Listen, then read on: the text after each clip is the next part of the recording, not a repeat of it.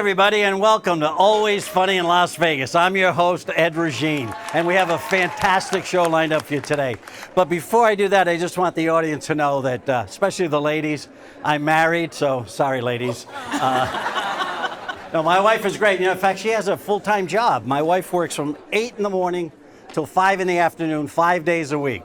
And she loves her job, but she complains about the commute. She's always like, oh, the commute, I hate the commute, which is weird because she works from home. So,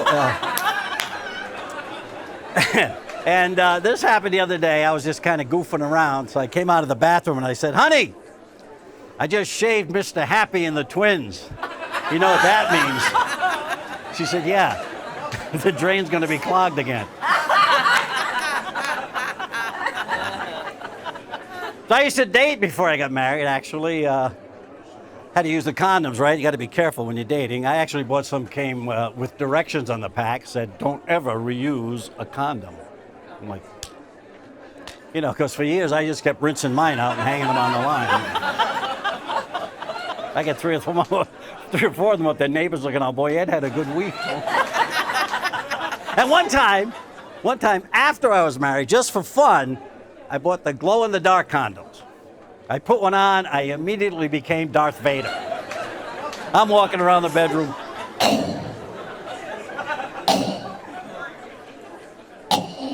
Bring me the princess. My wife came out of the bathroom, was like, oh, there's a firefly in the house.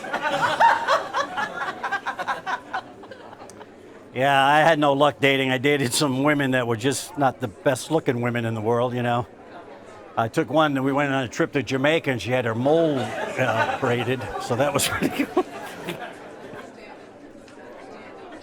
Not a pretty girl. A cannibal looked at her and ordered a salad. That's how bad it was, okay?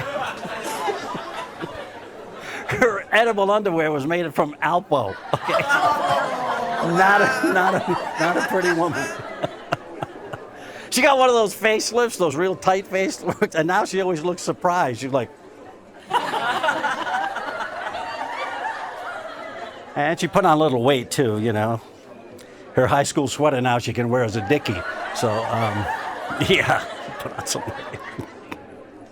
She was in the park sunbathing. She got mistaken for a litter of Shar-Pei puppies. It was not a pretty sight, folks. Oh, no, you'll be telling that one tomorrow. Come on. Anyways, we have a great show lined up for you tonight, and I'm really happy to be here because I was down in Florida for a while. Anybody from Florida? Good, okay. So in Florida, I don't know if you know this, they have a clown college. And I'm thinking, what would prompt you to send your kid to clown college? Be like, hey, honey, look, little Jimmy keeps tripping, falling, bumping his head on everything. I think he's gifted. I don't want to call for my kid at clown college. Dad, I'm flunking big shoes.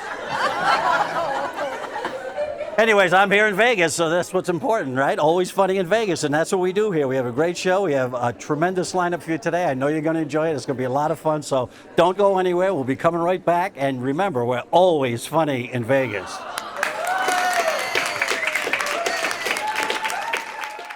And we are back with Always Funny in Vegas. We have a tremendous show lined up for you, and it's my pleasure to introduce our first guest of the show.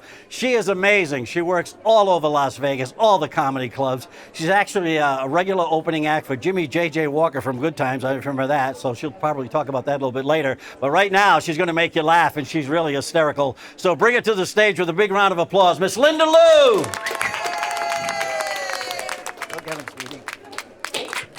Thank you, everybody. It is wonderful to be here. And do you like this little outfit I picked out? Little something from the Menopause Barbie collection. Desperately clinging to youth edition. I don't mind getting older. I just had a birthday last Tuesday. 66. Pretty good, huh? Yeah, I don't mind at all. You know, I love it. I never feel old. I mean, I fancy myself as being hip and happening, you know, until I caught myself in Trader Joe's swatting at what turned out to be a floater in my eyeball. Very cool. But there is a wisdom that comes with age, right? I'll tell you something I learned. Never trust a female gynecologist with a mustache. True. No. I once went to a doctor, she had like a Yosemite Sam thing going on. I'm like, honey, you're not touching my hormones. No. I don't care to be looking like ZZ Top, all right? God. But the only thing I do miss, the thing about getting older that's not that great, I miss the sexual harassment. I do. You know, I once had a boss that told me, Linda, you've got the greatest ass on earth. And I was like, well, thank you. I've been doing buns of steel for 30 years. I am seen. I live in a 55 plus community here in Las Vegas. It is fantastic. The pool, it's like a scene out of Cocoon. It's just unbelievable. The thing is, the drivers there, I mean, oh my God, you don't know if they're actually going to take a turn or the directional's been on since last Sunday, so. And at night, oh my God, they cannot drive at night. You see them driving with the Helen Keller stick in front of their car. I'm like, oh God, that scares the crap out of me. But I do love it, and there's lots to do there, and I am one of the anthem jazz dancers in my community. We are kind of like the dancing grannies, but more glittery and slutty looking, you know? And my dance style, I mean, I'm very proud of it because it's very unique. Imagine a stripper being electrocuted. That says it right there. It's very Caucasian. Oh my God. But you know what? I'm the youngest in my dance group, and I'm 66. So some of those ladies, they are dancing with a bad shoulder and a bad hip, and it's tough when you get older. I am so lucky because all of my ailments are mental. So it doesn't affect my dancing at all. I will tell you though, living in a 55 plus community, it's almost like being back in middle school. You know, you have the jocks in the gym, and you have like the teacher's pets that are on the next door app all the time. You know, somebody rang my doorbell. And who would have thought there is such thing as 70-year-old mean girls?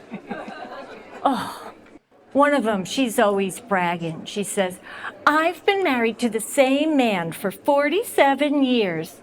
I'm like, big deal. I found 3 men to marry me. Who's got it going on? Yes. You may have your original husband, but I have my original face. And then this other one, she's like, I weigh the same as I did in high school. I'm thinking, you know what I weighed in high school? 103. If I weighed 103 now, I'd have 2 weeks to live. I'd be sipping Ensure through a bendy straw, waiting for the nurse to come. My God, 103. I have not tucked in my shirt since Y2K, so. And when I see a woman my age with their shirt all tucked in, all I can think is, you filthy whore. Sorry about that. Sorry. Yeah, but I do love it. And one thing I realize is that divorce, that is a young person's game. Older people really don't get divorced. Yeah, you know, if we don't like our spouse, we just kind of like when they stop breathing between the snoring at night, we just don't give them a jab, right? Like, well, let's see how this works out. Let nature take its course. See, that's why you don't go to bed angry, really. Yeah. And people my age, we don't even argue anymore. I am convinced when you see an old guy with all that ear hair sticking out, his wife hates him. She's like, I'm not going to argue with you, but I'm just going to let you walk around with a bush coming out of your head. No problem, honey. I would never do that to my husband, though. My husband is a very nice guy, very handsome. Like, he could do a Cialis commercial. I'm not kidding. Yeah. Not that he needs it. And not that anybody needs 4 hours of that. Am I right? I mean, my beauty sleep is very important at this age. If I feel something big and hard making its way to my side of the bed, I'm like, please let that be his iPad. Hey, thank you so much. You're a great audience. Linda Lou. Thank you. Linda Lou. Linda Lou. Come on, one more time for Linda Lou. Fantastic. And we have a lot more shows, so don't go anywhere. We'll be right back with Always Funny in Vegas with Linda Lou. We'll be right back. And welcome back to Always Funny in Vegas. And sitting next to me here is Linda Lou. I know you just enjoyed her comedy, so let's have one more time for Linda Lou. She's great. Thank you so much for doing this. It's great having you here. Thank wow. you. And you've been working all over the place. I have. I love, doing comedy, and I do comedy mostly here in Las Vegas, but I'm from upstate New York, so when I go back to visit, I'm up there too. Oh, that's great. Yeah. And you've been working with Jimmy Walker. You've been in his opening act. J.J. Walker from Good Times. You guys remember him?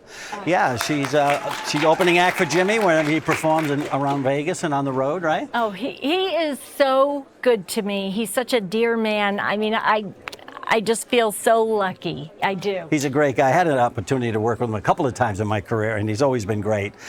So what got you started in comedy? And now, is this like a second career, or you started later? Or? Well, I mean, it's funny. I did start later as comedy goes. I was 46. So it was 20 years ago, the first time I did comedy. And the way I got into it was kind of as a sad kind of way. I had just gotten divorced for the second time. And I moved to Las Vegas by myself. I had no job, no friends, no nothing. And I would just go to an open mic every Sunday night because I thought, well, they'll be in a good mood. and so I was like, oh, maybe I could do that. And I felt like I had nothing to lose. And like sometimes there'd be a comedian and I'd be like, oh my God, I could be better than that guy. And so you get a lot of inspiration from people who suck. And so I thought, well, I'm going to give it a try. And I was only going to do it once because I had such terrible stage fright. And then that was the beginning. And that was 20 years ago. But I've always had a day job. But once you do it, and it happened with me when I did my first open mic night, it gets in your blood. It's just part of you. It becomes part of your DNA, and you just have to do it. So you said, I'll just do it once, and you end up doing it for 20 years, and you're still doing it. So yes. You've got the bug. You've got the comedy bug, and it doesn't go away. There's no cure for it. Oh, God. It's true. You just want to do comedy. You just love it. You'll do it anywhere, right? I do, but it's funny that you say bug because I have severe stage fright.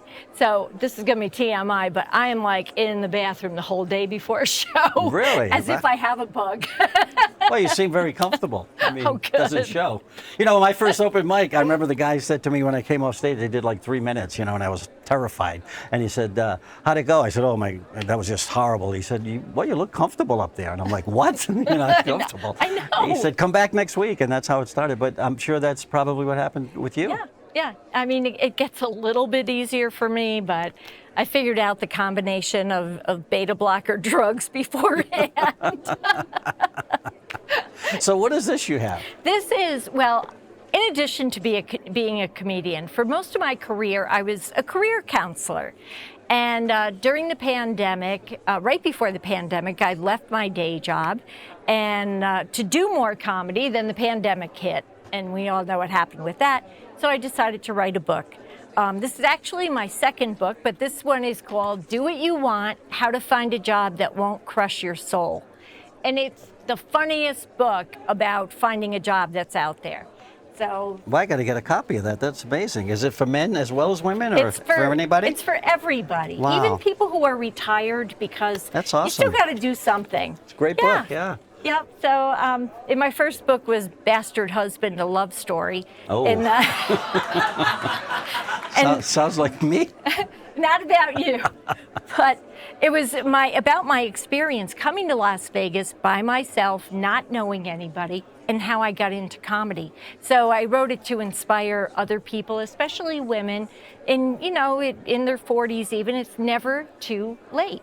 And that's something I hope comes across in my comedy, that I'm very positive about aging and I embrace it, and I get better every day. Yeah, and it's never too late. I mean, it's just age is a number. Rodney Dangerfield started like when he was like 48.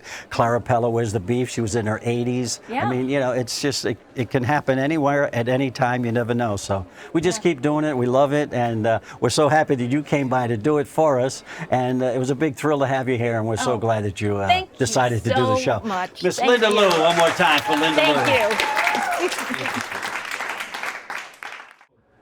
And welcome back to Always Funny in Vegas. One more time for Linda Lou. Wasn't she great? She mentioned about weight and all that stuff, and I got to be honest with you, my wife is actually gaining a few pounds too. In fact, she went out and bought one of those low-rise jeans, where the little flab hangs over. It's called a muffin top. Yeah, she's got a bundt cake. Okay, so yeah, it's okay. She's at the gym. She's working hard. We're going to continue with the show. We have an amazing guest coming up. This man is a legend in entertainment all over the country. He's performed on The Tonight Show with Johnny Carson over 50 times.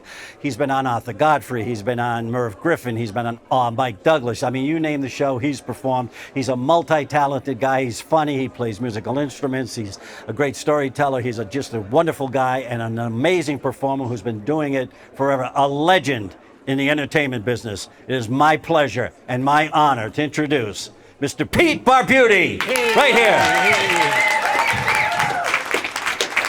Thank you, Ed. Look at him, Pete. Thank you.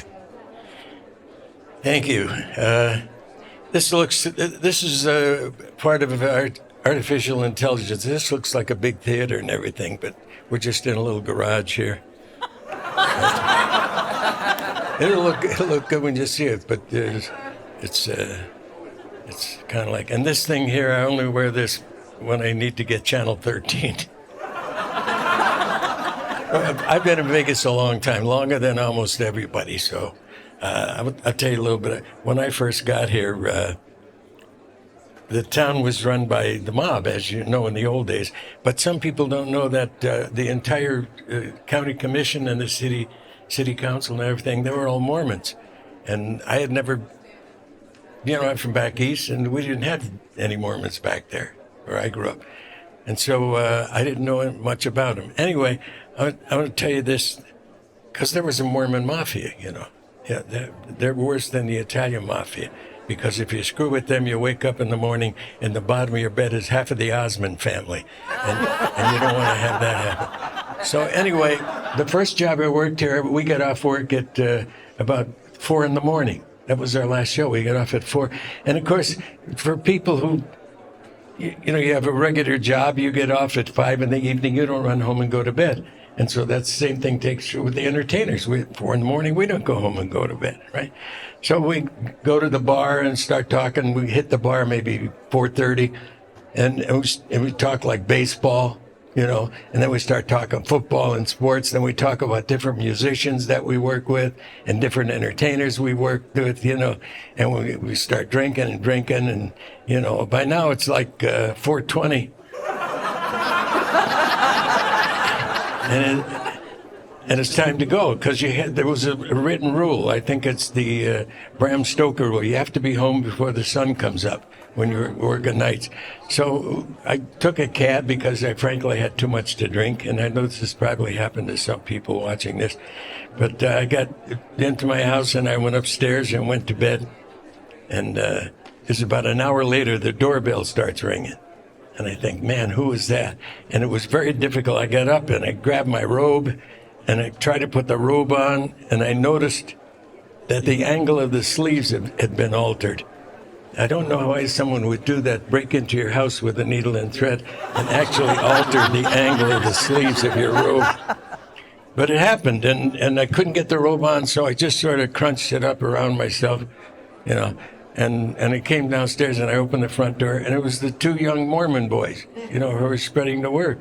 And my house faces the east, and this was August.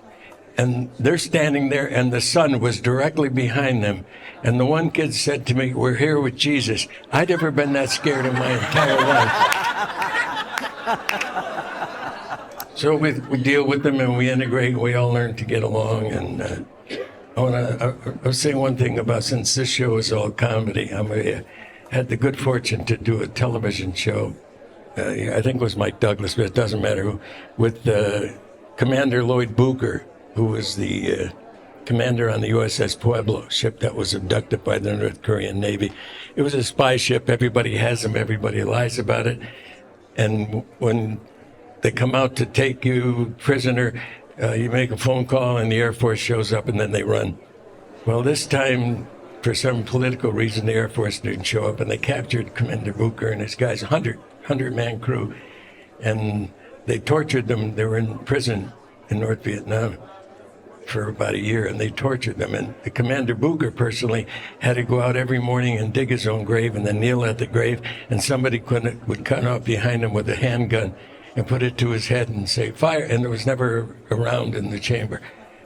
But after doing that every day, he could feel this horrible, he could actually feel the bullet entering his head. I mean, it was terrible pain. Anyway, they were there for a year, and he said the only thing that saved their lives was their sense of humor.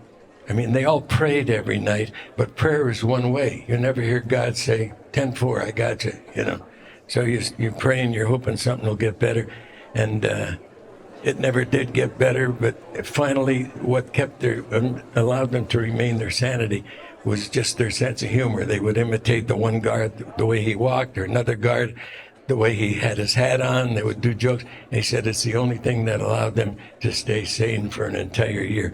So when we talk about comedy, it's kind of a serious business, and I'm proud to represent that particular field. Now, I started as a musician and sort of got into comedy a little bit at a time, but it really saved my life, and I think it's important that you learn to laugh. I want to talk about today about everybody has a cell phone.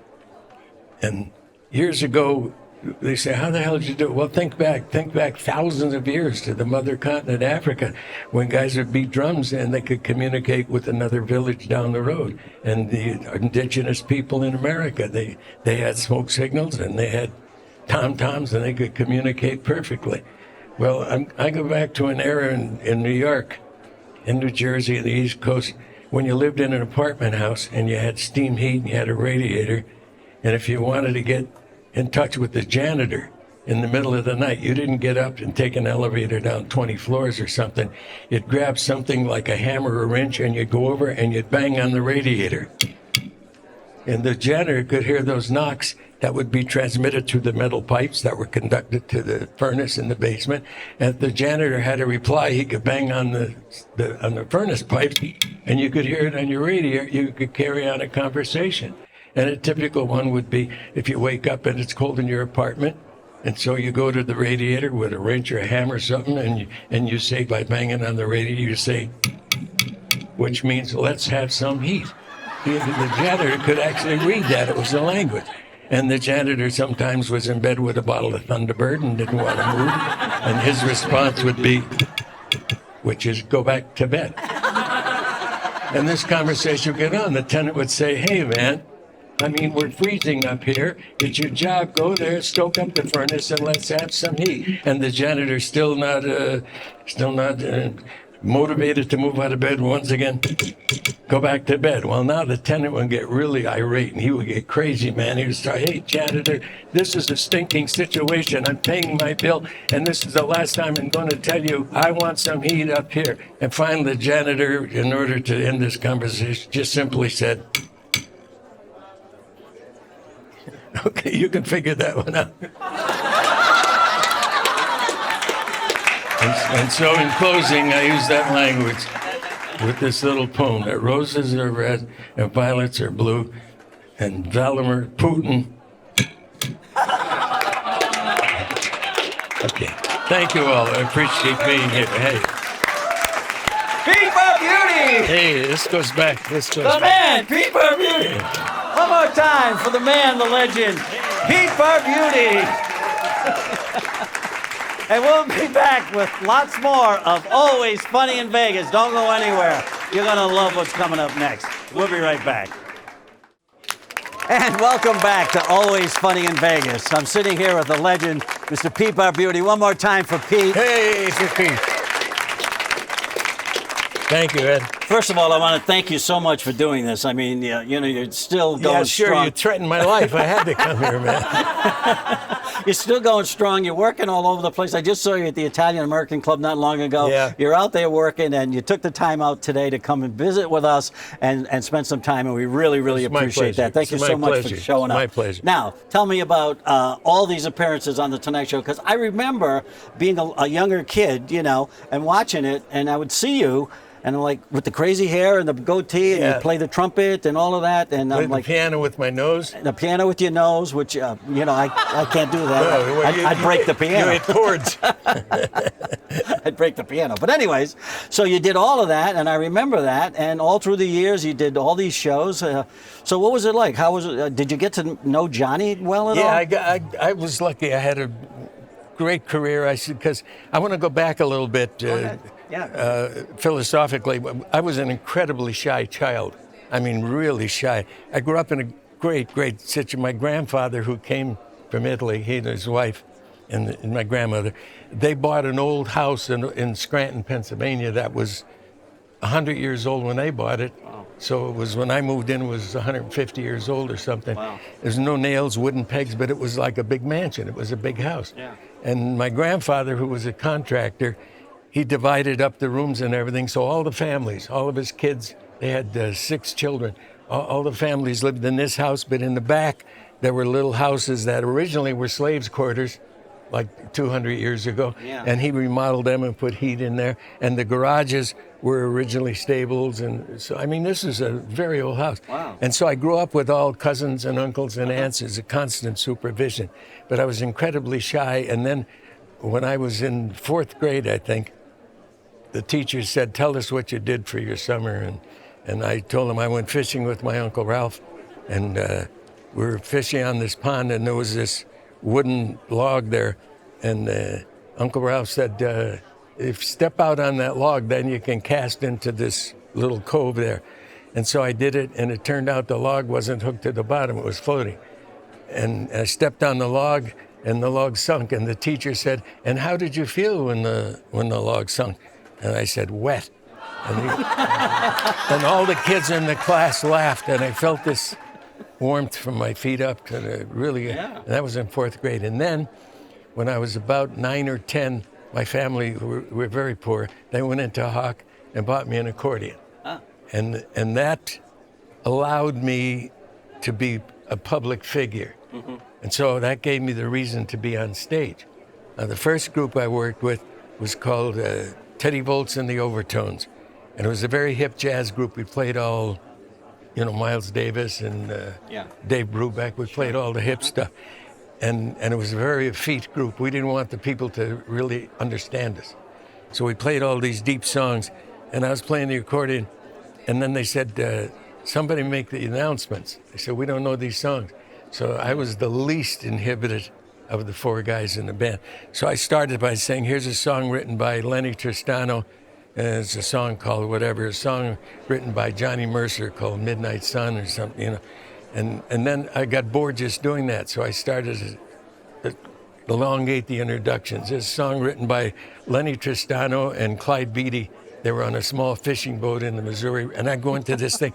And all of a sudden, the people would start to turn around and watch the introductions. And they'd applaud, and then they'd ignore the music. So I said, something's wrong here, So that sort of gave me that confidence on stage. Mm-hmm. And then, because I studied seriously. Studied the accordion, and I was a percussionist with the Philharmonic. I was into music seriously. But you were known for being like I guess a term back then was like far out. Your music was like Yeah. far out and Yeah. like wow, you know. Yeah, well, the you were telling me about Arthur Godfrey. Yeah. And he heard you and he's like, well, who is this guy and where's he from? And I never heard anything like this. He thought I was an alien. I mean, I was, you know, my comedy was so off the wall. But my comedy was really a kind of a musician's view, a bebop musician's view of the world and how crazy it is. In fact, I did an album and a bunch of guys wrote liner notes, Shecky and Rickles and Buddy Hackett. And Shecky Green. Yeah. And Henry Mancini, I traveled with him for a while. He wrote the best thing on there. He said, musician humor is of great interest to me because it comes up from the street and has an honesty. Oh, yeah. So when you do a joke, it has to be believable to the point where the audience, where you can shock them by going left or right, you know. Right. So then after, once Godfrey got to know you a little bit, then he wanted you on all the time, right? I'd go back and do the show for, you know. You had carte blanche to do the show. Yeah, anytime I wanted to, I could go back and do the show. And Peter LaSalle, we were talking in the car, was the producer. And Arthur was a very moody guy. He had a lot of health problems, and I think that was part of it. He's a very moody guy.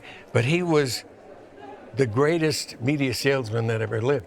When you went to marketing college, anywhere in America, one of the things you had to do was to listen to the Arthur Godfrey show and write a short thesis on how he sold things. He would get a product, and incidentally, there was a 7-year wait to buy time on the Arthur Godfrey radio show. Wow. That's how.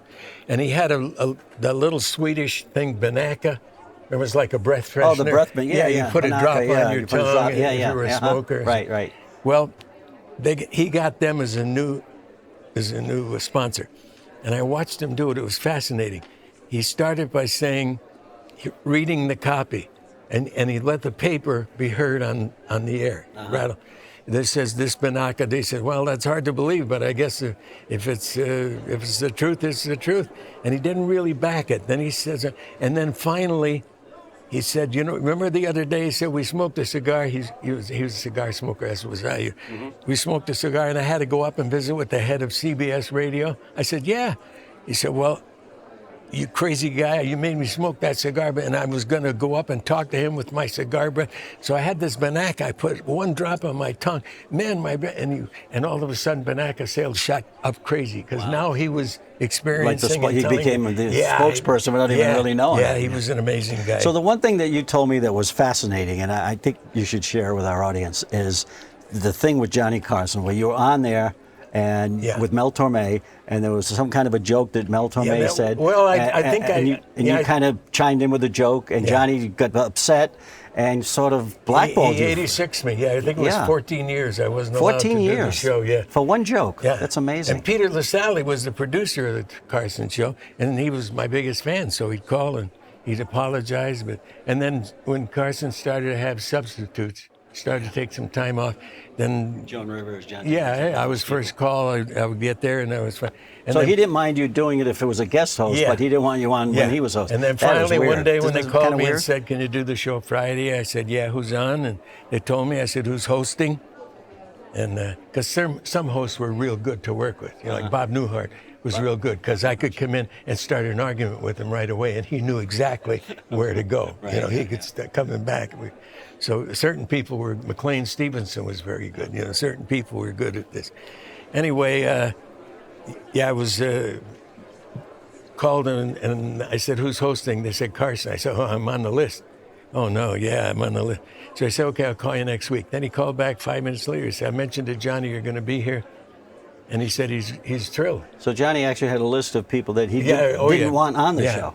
I can tell you one other guy, Jerry Van Dyke, who was very good at pantomime and stuff. Sure. Jerry was 86. Played the banjo. Yeah, he was very good. And he was a clever guy. He was, I don't know why, but he was So that 86. spans like, I don't know, over 50 years of you entertaining and just performing everywhere and doing everything. Yeah, more than that, because I started, when I got the accordion, my first job was I worked a wedding for Mickey Fontini. I worked his wedding on the accordion. I think I knew 5 songs.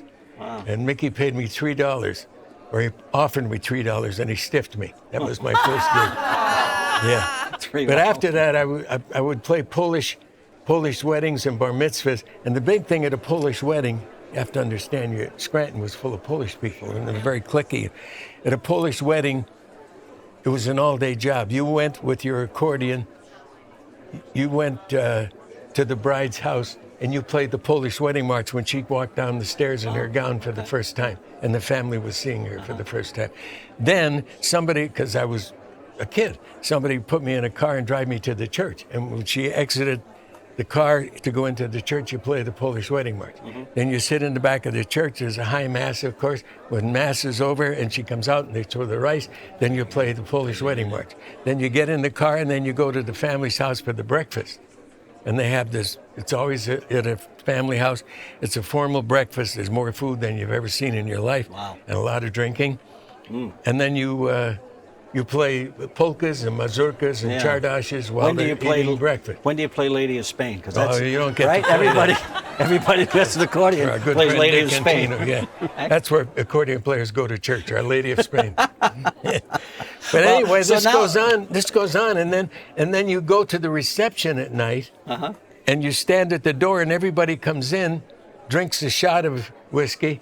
The male, the women don't have to. Drinks a shot of whiskey, and there's a bar tray there, and they put $1 in there. Oh. Now, I'm talking about this is in the 40s and 50s. Wow. When there'd be $200 in this tray. Which is So a lot I was of money making $200 back then, a yeah. week. My father had a day lot job, of and he money. was making like $30 a week. Yeah, it's a lot of You money. know, so I ended up buying furniture for the family and helping my family out. Wow. And you're still going strong. You're still out there working. Yeah. I saw you at the Italian American Club not long ago. You killed, by the way. You told a thing about the donuts, or was it the tasty cakes The tasty from cakes. Pennsylvania. He has a If story about people the know that. tasty cakes Yeah. that absolutely will have you rolling on the floor. I'll tell you a real quick anecdote on that. I did that on the Tonight Show because everybody that night was from Philadelphia.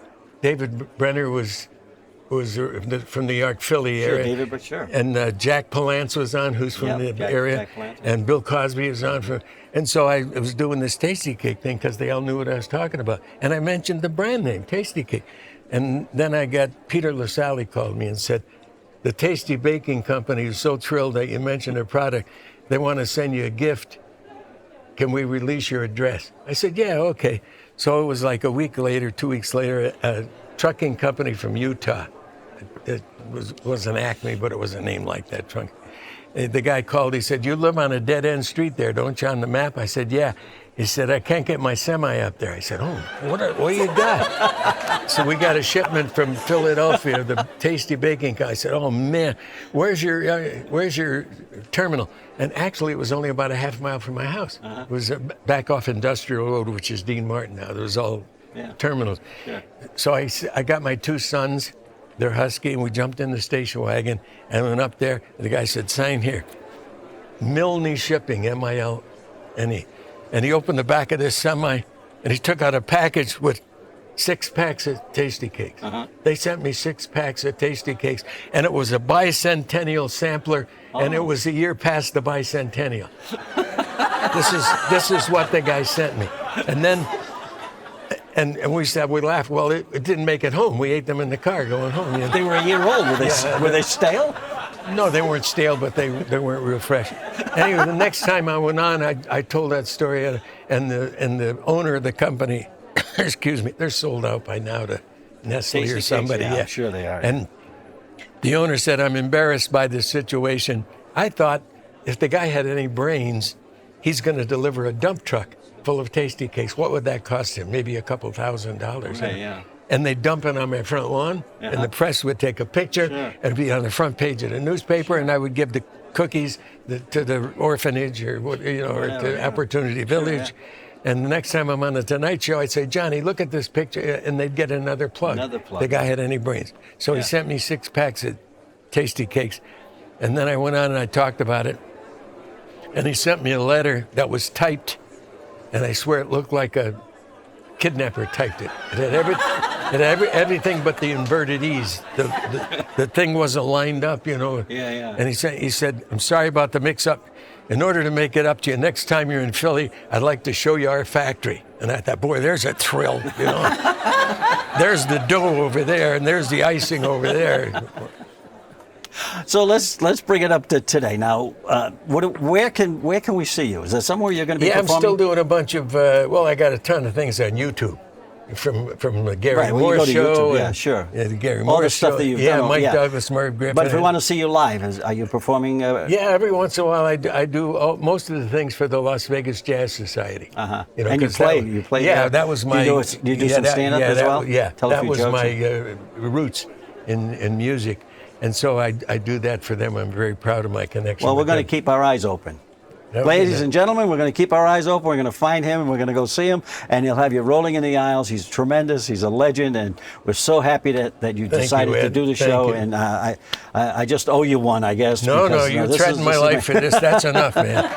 Ladies and gentlemen, the legend, Mr. Pete Barbutti. Hey. Thank you, Pete. Thank you so much. My pleasure.